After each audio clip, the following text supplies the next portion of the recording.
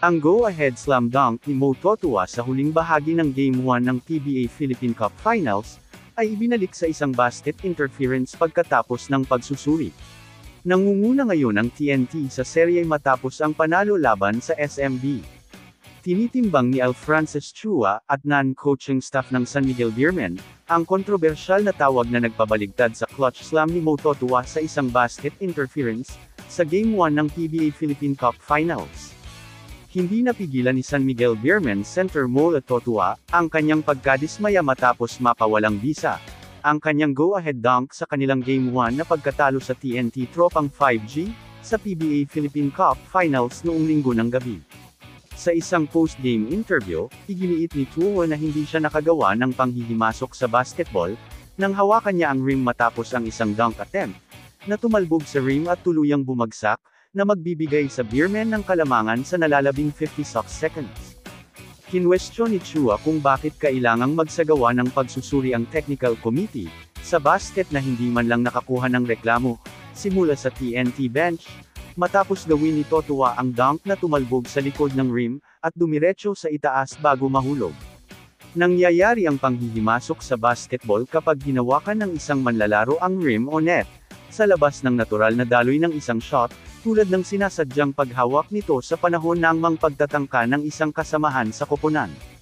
Kasama ni Mo Totua, ang pagkakahawak niya sa rim ay bahagi ng iisang galaw sa kanyang dunk, na ginawa para sa kaligtasan at balanse, dahil sa kanyang laki at momentum. Ang tawag laban sa kanya ay hindi tama dahil ang lahat ay nangyari, sa isang pagtalon at bahagi ng isang normal na dunk. Ang problema ay hindi TNT kundi ang officiating, na nagpapakita ng pangangailangan, para sa mas epektibong pagsasanay sa referee. Muntik nang makabawi ang San Miguel laban sa TNT sa Game 1 ngunit natalo matapos paalang bisa ng mga opisyal ang go-ahead dunk ni Mo Totua dahil sa offensive interference. Ang kontrobersyal na tawag ay ginawa sa isang dead ball may 6 na segundo ang natitira, na nagdulot ng galit mula sa mga opisyal at tagahanga ng SMB. Hindi sumang-ayon sina Coach Leo Austria at Mo Totua sa desisyon.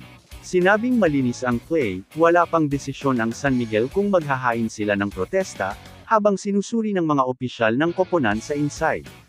Sinabi naman ni Reyes na ang TNT lucky break ay tamang tawag sa pakikialam ng Totua. Sinabi ni TNT coach Chot Reyes, na tama ang ginawa ng mga opisyal sa pagbawi sa dunk ni Mo Totua, dahil sa offensive interference sa kanilang Game 1 na panalo, laban sa San Miguel.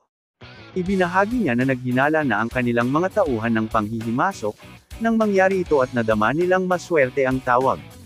Ang basket ay nagbigay sa SMB ng abante, ngunit kalaunan ay napawalang bisa ito pagkatapos ng pagsusuri, sa isang dead ball may 6 na segundo ang natitira.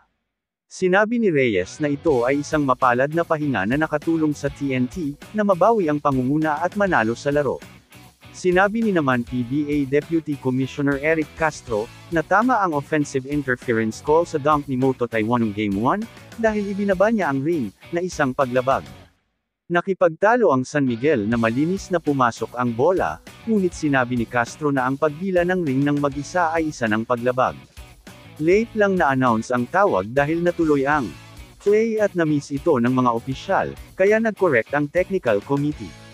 Sinabi ni Castro na magpupulong sila para pag-usapan ang mga posibleng parusa, sa mga referee na hindi tumatawag. Hindi sumang-ayon sina Coach Leo Austria at Mo Totua sa desisyon, sinabing malinis ang play. Wala pang desisyon ang San Miguel, kung maghahain sila ng protesta, habang sinusuri ng mga opisyal ng koponan ang insidente. Kamusta mga idol? Sports Zone PH, para sa sports news and update. Kung bago ka pa lamang dito sa channel ko, pindutin mo na ang subscribe button at notification bell para lagi kang update sa mga sports news.